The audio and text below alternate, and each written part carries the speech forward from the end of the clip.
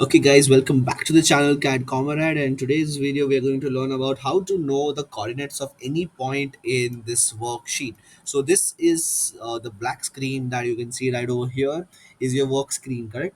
So what is that I want to know the coordinate of this point over here anywhere in this worksheet. So there is a simple command that is ID. It is very simple. It's I for ice cream, D for dog. It's the command ID. Just type ID and press enter.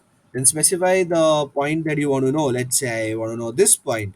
Then click, just left click on your mouse, and this will give you the coordinates of the of that specific point on the worksheet.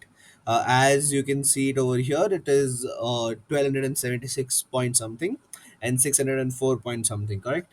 So this can be also be useful to know that you are perfectly working on 2D. As what happens sometimes is that you by mistake that you are doing control shift or something like that, and you uh, shift to a 3D thing and you don't realize, then just type this command ID, enter, and just press. If it gives 3 points, that is X, Y, and Z, then know that you are working in 3D. And if it doesn't give and it gives 2 points, then be relaxed and keep on working because you're working in 2D. I don't know if this command is that useful or not, but I found it important to share it with you, so I did.